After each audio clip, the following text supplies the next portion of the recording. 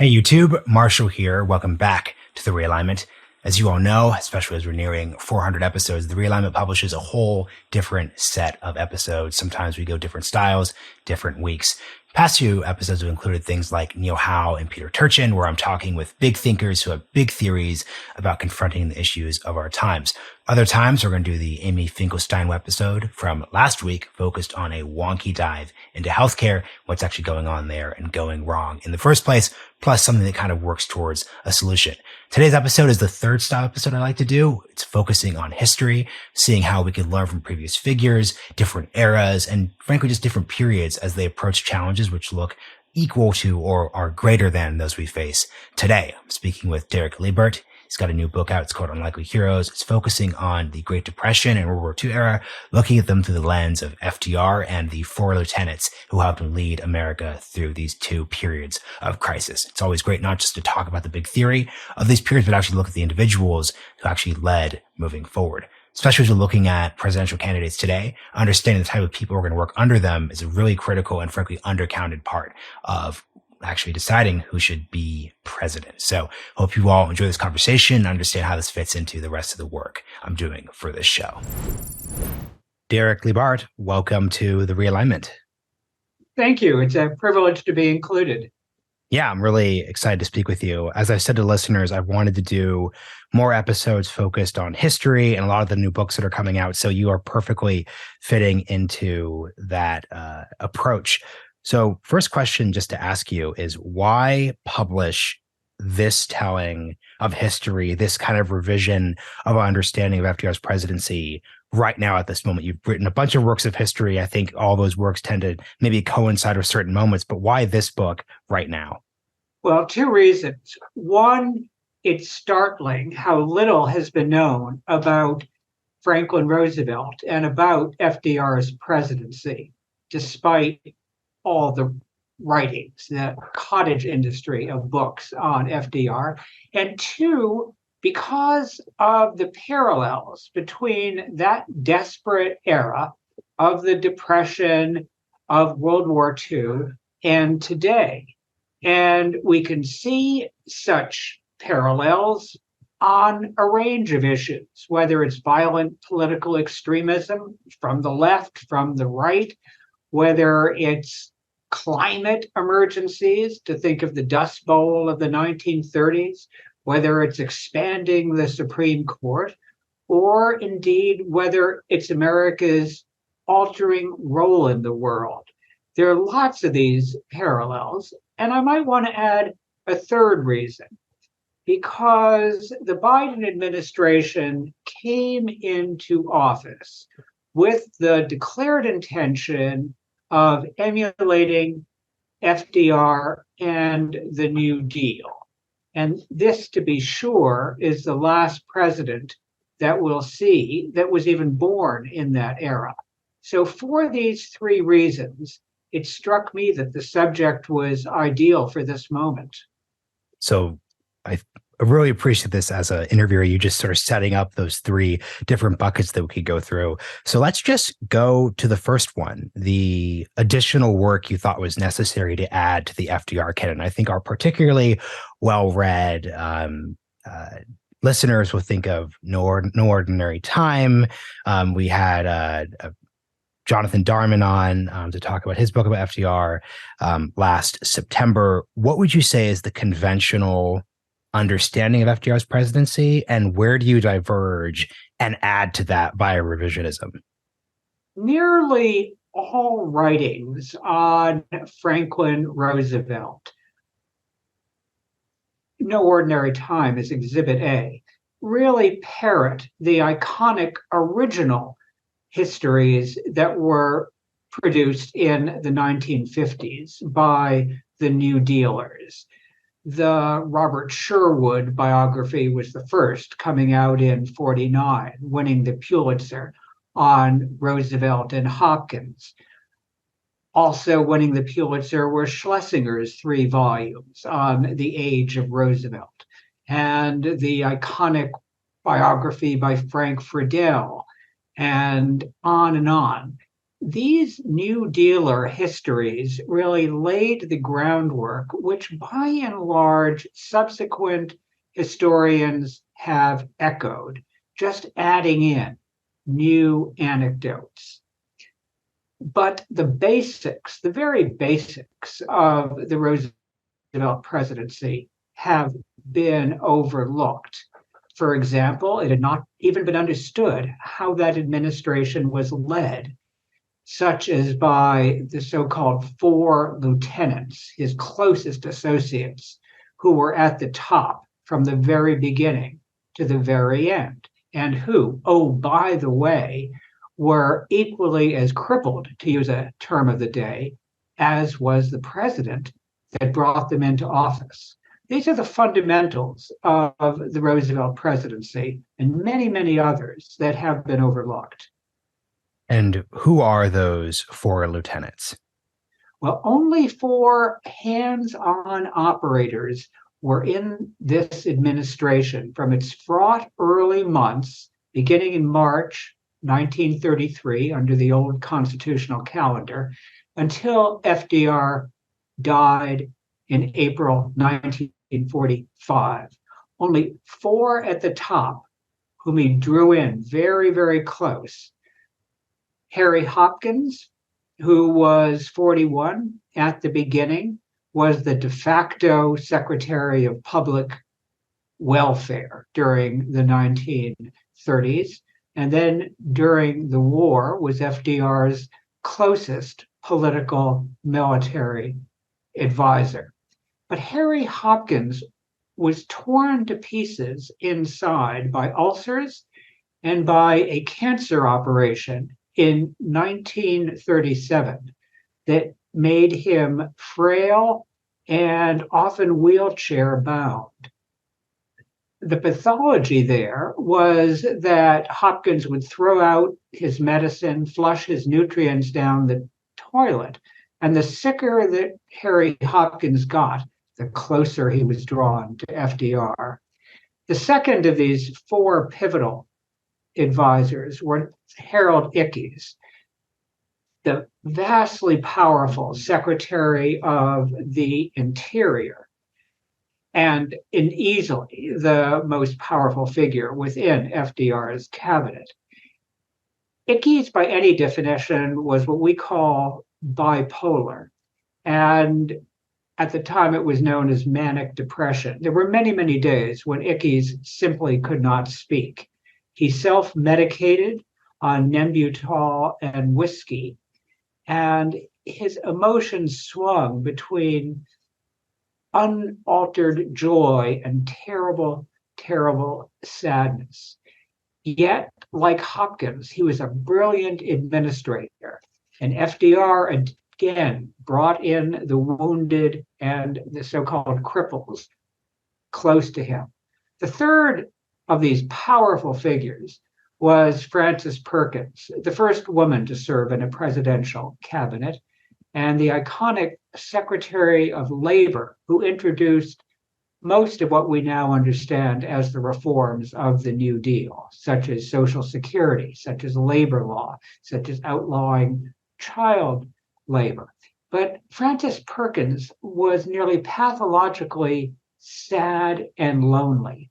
She would say that it pained her to even see her photos in the newspapers. And she had a fraught, tormented home life with a husband who was institutionalized for mental illness and a daughter who was schizophrenic. Herein, again, FDR recognized these vulnerabilities and brought her close as well. And the fourth of these pivotal players was Henry Wallace. He was secretary of the largest government department of the 1930s, which was agriculture. And he became vice president in FDR's third term.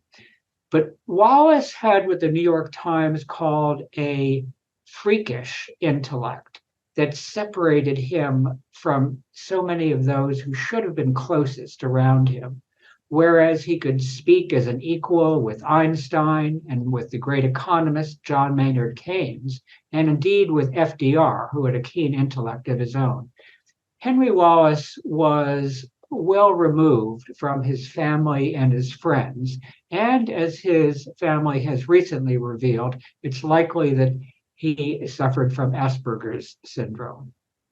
Yet these, by far, were the four team members, to use the state of the art, the four players who had, as a group, more of an impact on their country's destiny than any other such group in US history.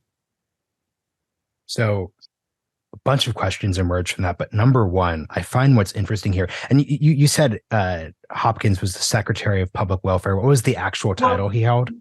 Well, he held numerous titles, as really they all did, numerous functions as well, because we can't think of cabinet officials of that era as equivalent today. In that time, and there were only 10 cabinet positions, each cabinet member was considered a statesman of the time. They were known as the president's unofficial family. There were few other contending sources of power in American life, no social media, no other vast forms of entertainment. This was an era, for example, when Senate speeches would be published verbatim in the press. So being a cabinet member was being a national or international figure. And Hopkins was initially the czar of the Public Works Welfare Program. He only became an official cabinet member in 1938 when he became Secretary of Commerce.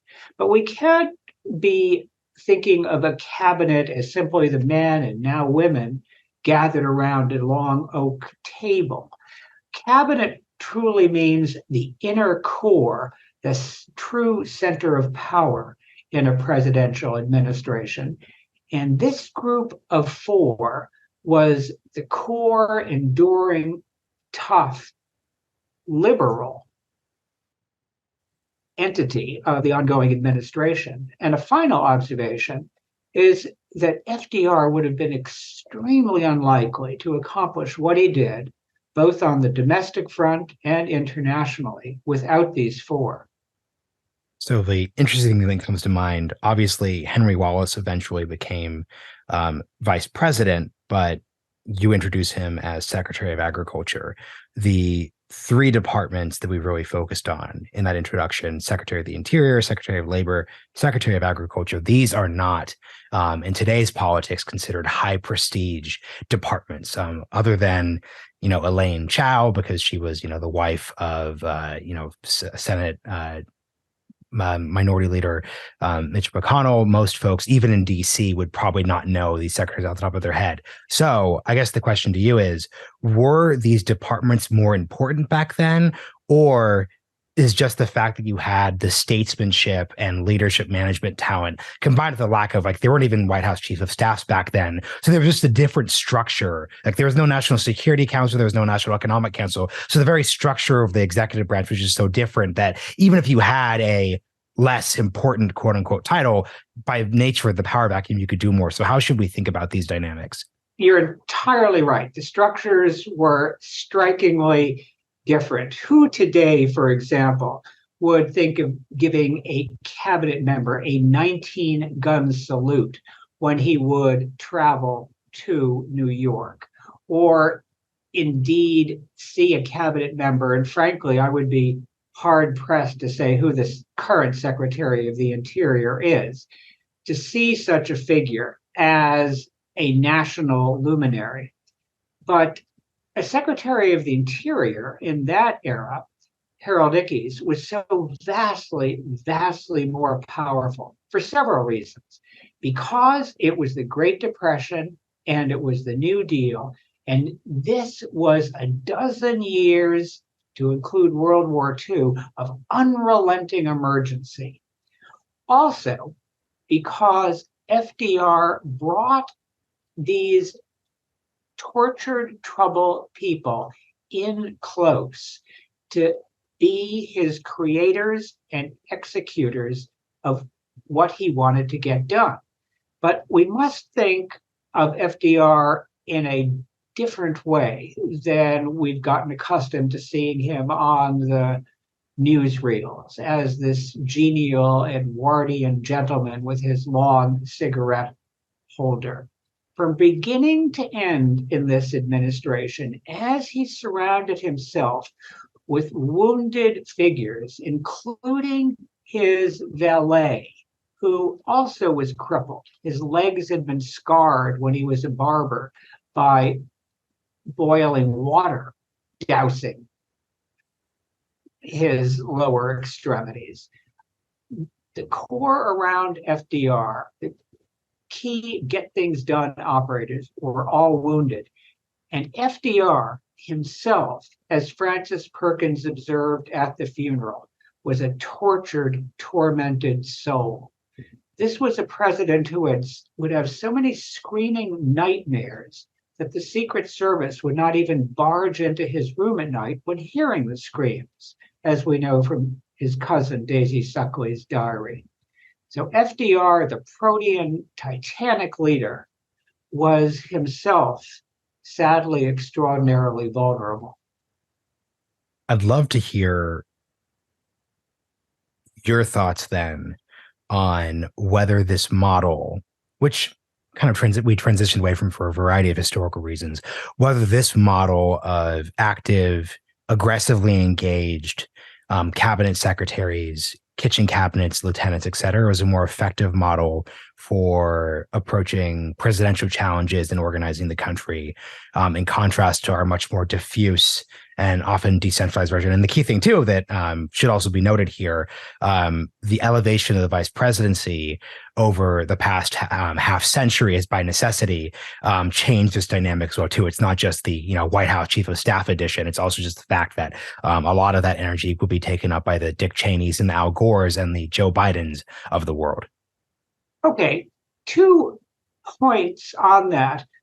One, when we think of the presidency of that era, we can consider, say, that critiques today by conservative commentators, such as the author Philip Howard, about the extent to which today we're just smothered in regulations.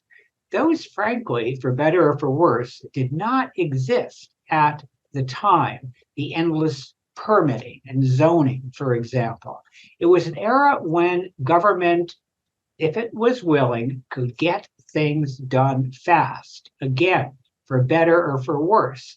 So you could see the Lincoln Tunnel drilled beneath the Hudson in 3 years, and Harold Ickes, Secretary of the Interior, overseeing that, being denounced for being too slow. The current drilling under the Hudson to build a new tunnel won't be done until the late 2030s. So you're entirely right. It was a different era. But again, let's come back to think of how little is known about Franklin Roosevelt's presidency. The vice president during the first 2 terms was the titanic John Nance Garner, former Speaker of the House, 15-term congressman from Texas, and perhaps the most powerful vice president that has been in office until, as you noted, the current era. But it was a return through John Garner, in tandem with FDR, of course, who returned the presidency to the clout that it had in the days of Adams, Jefferson, and Burr. Yet the historians on the Roosevelt presidency say nothing about the epic figure of John Garner, who within the cabinet, he was not officially a member of the cabinet, vice president, but FDR allowed him to attend most meetings. We have this strong figure, a ferocious opponent of the Ku Klux Klan, a champion of the underdog, an outspoken enemy of lynching, which was commonplace, tragically, during the 30s and remained so into the 40s. Yet John Garner is forgotten from history, and the only curiosity today is he was from Uvalde and a great figure of Uvalde politics. But Garner ran also the most potent state delegation, the Texas delegation of the 1930s that any state has ever sent to Washington. So most anywhere we look at the Roosevelt presidency, it is misunderstood. And I come back to the cause of that because historians, by and large, are parroting the early New Deal histories, which were unadulterated glorifying of FDR and the New Deal. And, the reason why particularly engaged listeners will know the name John Nance Garner is just the famous phrase, the vice presidency isn't worth, a bucket of spit, which was originally, that's how it was translated in the papers, but originally he said piss, and it was, the 30s. So they were going to censor that a little bit. But I think your point around understanding his vice presidency is very, very important. Well, if I can interrupt 1 second, how do we think the New Deal legislation got passed in the 100 days of the initial months of FDR's presidency? It was John Garner who ran it through. Bang, bang, bang, bang. When we want to have a showdown with Japan and its predations in China, who do you send to Tokyo? You send John Garner. No official until Gerald Ford would be in Tokyo of such seniority. So over and over again, one can see what has been missing from our understanding of this era, let alone how that era can be connected to today. Something I'm curious about is, do you see, if we're looking at our contemporary political situation, especially on the Democratic Party / left side, where there's a real urge to contextualize your politics within the lens of FDR's approach, do you think our political figures today are hampered by models or frameworks or even language? So, like, for example, every Democratic presidency, especially during crisis areas, so President Obama coming into office in the wake of the 2008 financial crisis, and then, of course, President Biden coming in during the initial COVID period, they're seen as, we need these 100 days, we need to move, we only have this much time, X, Y, and Z. Is that a helpful framework to continue adopting, or does that to a certain degree hamper one's strategic framework of how you should approach your initial presidency? Well, let's be really careful about what we wish for. And that would be a caution mostly for Democrats. When we call for a New Deal, we're implicitly saying that we need larger than life figures to govern us from the top down. So there are two ways of looking at Roosevelt and the New Deal. These very strong, very top-down figures who are reshaping American life with lots and lots of corner cutting, and indeed more than a little corruption at FDR's personal level. We have to be cautious of what we're asking for in the New Deal. And I would hesitate to exemplify that era and try to bring its emergency-driven urgencies into today. That is not how best America is governed, amid such extremity, amid such urgency, and by such larger-than-life figures. I guess the question would be then, well, I guess here's just the initial pushback. Why not, right? So if it's 2009 and you're coming out of the financial crisis, you've just had to bail out the audio industry. If it's the middle of COVID in 2021, it seems like the only obvious response is that emergency aggressive approach, and that any laxity will lead to missing a moment where you can actually break through logjam, inertia, etc. Right. Making policy in the midst of emergency or perceived emergency is perilous because, by definition, it means urgency, it means corner cutting, it means breaking the rules. So, on some levels, rebuilding that bridge that collapsed on I-95 outside of Philadelphia last month, being able to rebuild a bridge within 3 weeks, terrific. That's an emergency. But to what extent are you going to cut corners? To be sure, in the Depression, when starvation would stalk cities such as Chicago, yes, get the money out there, pump out the money fast. But also that compels us to be alert to what the blowback, what the externalities, as economists would call them, might very well be. Now, the New Deal idealists, FDR and his 4 lieutenants, saw their reforms as the height of American individualism. They didn't buy in for a second to the default Republican charges of socialism and communism.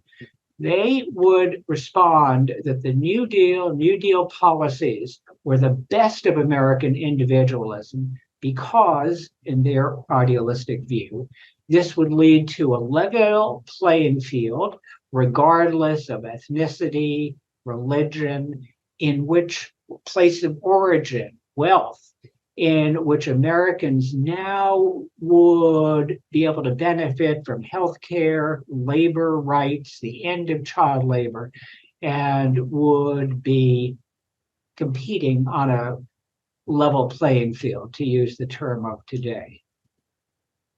I would love to talk about mental illness and what has come up with a lot of these figures. Obviously, going back to the 1970s, Thomas Eagleton loses his slot as the vice presidential candidate in 1972 because he's gone through shock therapy as a means of addressing his various forms of mental illness.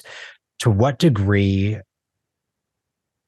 is mental illness something that we are overly guarded against, or in the sense that, we have a lot of these figures where I think if today this was known to the degree it was known, this would be a severe disadvantage for a cabinet secretary.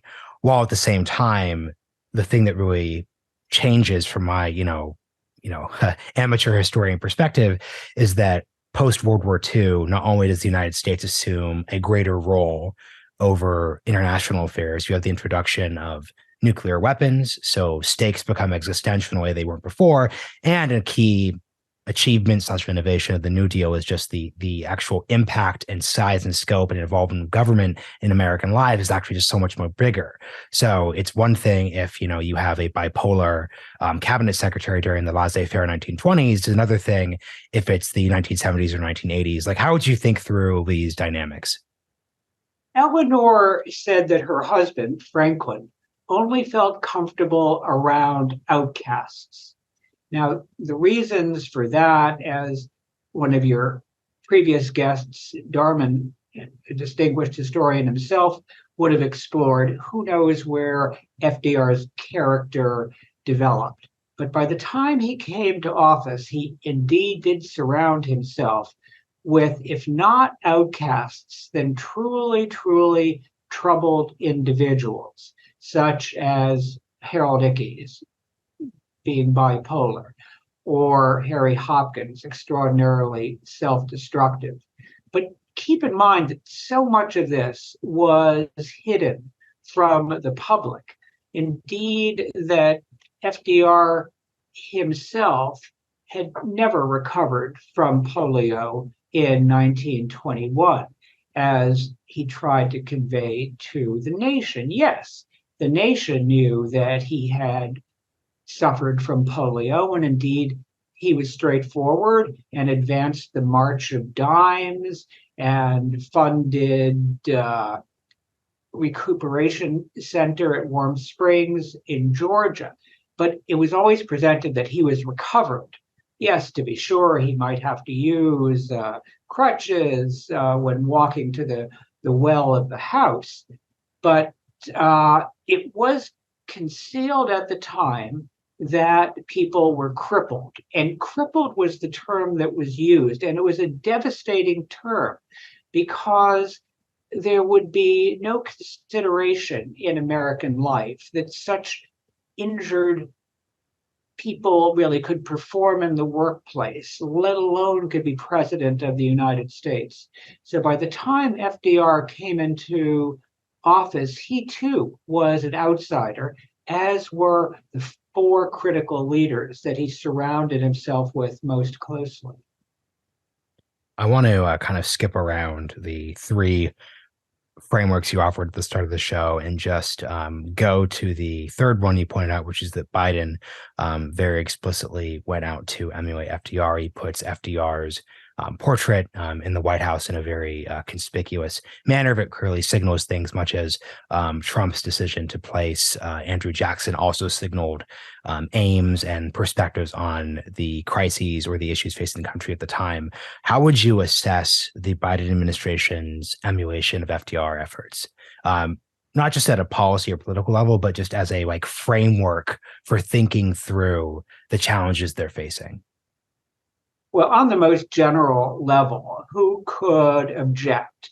Because presumably our friends in the Biden administration could point to what indeed was accomplished during the New Deal and certainly the triumph of World War II. America was brought together as one nation. In 1933, it was still commonplace to speak of these United States of America. By 1945, when America was astride the world triumphant, we were known as the United States of America. So, to be sure, the nation was unified, and for the first time, it was acknowledged that the role of government would exist to protect the American public in peacetime against peacetime disasters as much as it would protect the nation during war. So who could object to that?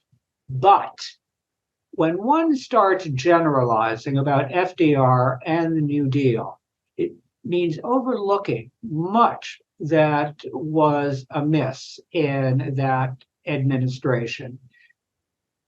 FDR's familiarity, for example, with rifling the tax records of his enemies, or FDR not only doing nothing against the anti-lynching bills that came before the Congress in 1937 and 1938, but as no historian has dared report, FDR on January 2nd, 1940, personally blocking the anti-lynching bill that was set to pass the Senate finally that spring, which John Garner brought into the Oval Office, and FDR, for personal political reasons, blocked it cold. There would not be an anti-lynching act until February 2022. There are dark sides to this administration. And again, my caution, when we talk about, let's apply the New Deal today, we have to be very careful when we call for these larger than life emergency figures. I guess the question is, are we... So, okay, so here's kind of a narrative question. It's pretty easy to say that at a minimum, our political system is not reproduced figures of the larger than life figures on this level. And I like your use of the phrase larger than life, because you could be larger than life and be good. You could be larger than life and bad. It's not necessarily a positive or negative thing. What is your kind of theory of the case when it comes to who's attracted? Is it, you work in the technology industry, are all the big people just going to go form companies and become billionaires? There's a lot of kind of theories that are colloquially thrown out there. I'm curious how you would think about it. Well, I would think about FDR, and I'm sure you and many of our readers would agree, as a transformative president. And in my opinion, there are four transformative presidents: George Washington, Abraham Lincoln, to be sure, FDR, and Ronald Reagan. A transformative president is one who very little is the same after his presidency than it was before. Profound changes to American life, probably, hopefully, for the better. And to be sure, FDR was a transformative president and perhaps the greatest pragmatic politician that has ever existed in US history. But because FDR was above all a politician, he always had that voting machine counting algorithm going on in his head. And his focus on practical politics was so ruthlessly self-centered that over and over and over again, he would compromise on pivotal issues. FDR, let's recall, had nothing to do with the Social Security Act of 1935. At the time, as everyone knew, that was all Francis Perkins, and indeed he was placating Francis, to use a quote of the time. FDR had a very casual, disdainful view of labor unions as well. FDR, by 1940, according to Ickes and Henry Wallace, was way too cautious on dealing with the totalitarians. And certainly, tragically, by 1944 and 1945, FDR had a completely naive view of Stalin. So much changed. America was brought together by 1945. Much was done that was right and correct, and we so often live in the world of the New Deal today. But there were also darker sides. And by and large, the history of the Roosevelt presidency has neglected that. Who, for instance, would think of FDR liberally using the N-word in discussion? That appears in no histories, except one reference in one excellent history by Ted Morgan. But otherwise, that just doesn't appear. It's been as erased as has been John Garner. So my point is that there has been lots of irresponsibility among the historians who have presumed to chronicle the Roosevelt presidency and who instead, by and large, are parroting the volumes of the 1950s. You know, something I wonder, and I'm thinking about this at a generational level. I've been doing a lot of podcast episodes focused on generational turnover. And if I were to sum up a lot of the histories I grew up with and the ways that history is engaged with sociocultural issues, it would be that there's been a lot of deconstruction. So deconstruction of figures, deconstruction of myths. And I worry that as a society, we've just gone too far in a deconstructionist direction and have left us with the inability to build new things or even look at things like positively from at a broad level. So I guess what I'm kind of curious is I'm hearing your point about FDR and the N-word and the irresponsibility of historians not cataloging it. What purpose does knowing that fact matter? No, I think it does matter, and I think, and the reason why I'm distinguishing the mattering here is I think at a historical level, it's deeply important to understand that part of what made FDR's Democratic Party work is FDR made a very politically pragmatic and obviously like morally not great decision to put aside like racial issues when it came to keeping his like Southern-centric coalition together. That, aside from just the moral importance of addressing that issue, brings to mind, hey, if you're building coalitions, you have to understand that like you could be sacrificing people, all those different directions. So I guess my question for you is like, what is the responsibility of the historian when it comes to papering over inconveniences that at a certain point are just awkward, like his usage of the N-word? The N-word was not used even in that era by decent people. his four close lieutenants never would have used that slur. It just was not used by decent people. And to know that he was comfortable with that word then makes it a little clearer why he could so easily boast about he was as much a Georgian as he was a New Yorker.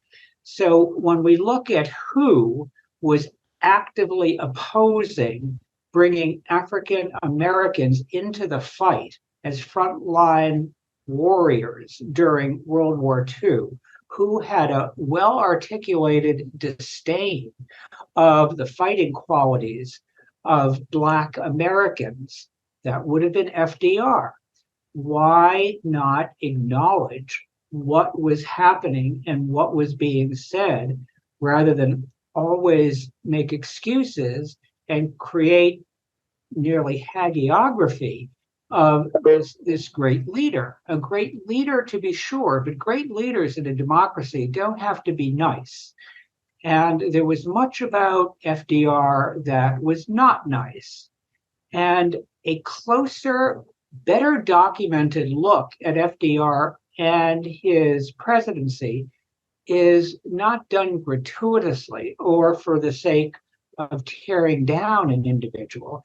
It's done for a better understanding of that time, what to admire, what to think twice about, and like most history aspires to do, how can we draw lessons for our own era? I think the, big closing question, we spent a lot of time focused on the New Deal era. And the way I like to think of the FDR presidency is kind of dividing it in two, in terms of like the two big key issues that people tend to bring it up in. So obviously there's the focus on the New Deal, especially when you have new programs, whether it's the, Great Society or the, New Frontier, or you have the post 2008 and post 2021 periods. The other period that's becoming quite relevant today is the arsenal of democracy period.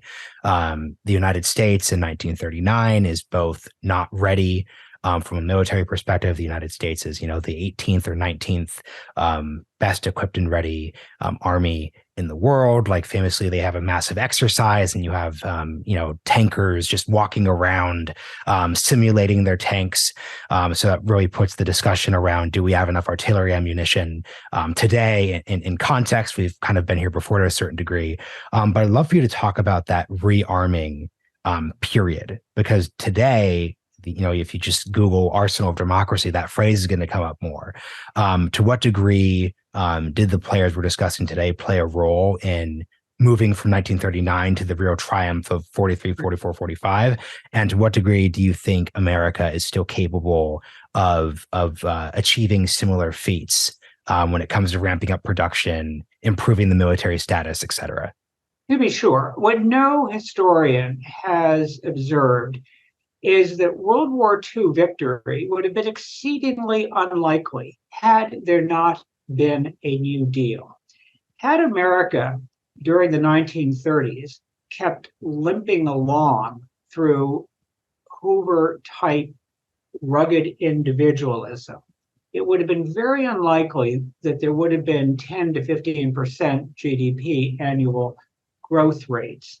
It would have been very unlikely that the country would have cohered to the extent it did during the 1930s. And Americans never would have gotten accustomed to these giant public-private partnerships that characterized the 1930s. So by the time America actually enters combat in 1941, World War II was a war that was tailored for U.S. victory. It combined big business with big labor and with big government.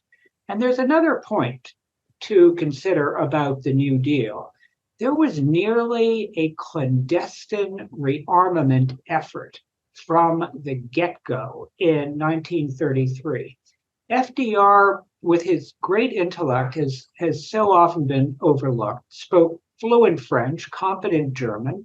He read Spanish easily, and he spoke conversational Dutch. He was a man of the world. And from the first cabinet meeting, March 7th, 1933, when he laid out the dangers of Japan, America was on a rearmament drive. 197 new warships were built during the New Deal before America went to war. Why is this overlooked? Because it had to be kept quiet. America at home was fighting for its life with initially starvation in the streets. FDR couldn't show that he was devoting billions of dollars in 1930 dollars to rearming and re-upping the Navy. And then, of course, he came pretty quickly by the late 30s to building an Air Force. So, of course, there were shortages. But by the time America entered combat, we were destined for victory. And such a victory would have been very hard to achieve without the New Deal. Now, how does that apply today? What foreign policy experts also now tend to overlook is that the United States has lost 4 big wars in a row. The last unadulterated victory that we enjoyed was World War II. We have failed since then over and over again in war. Failing at war means that what results is 180 degrees different from what you had hoped to achieve at the beginning. We have failed in Iraq, we have failed in Afghanistan, we have failed in Vietnam, and our first tragic failure was in fall 1950 in the invasion of North Korea. It's always overlooked that by far the highest fatalities in Korea came from a feckless invasion of the North. And if we look at why America consistently keeps failing at war, we come back to the same reasons over and over again. The victories are supposed to be easy. Invading North Korea, indeed, was going to be a snap. It was said Vietnam would be a snap.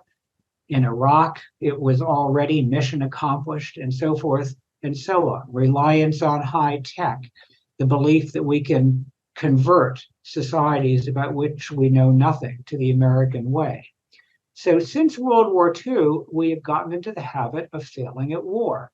And that should make us truly humble amid talk of reviving the Cold War or getting into something even worse than Cold War with Russia or China.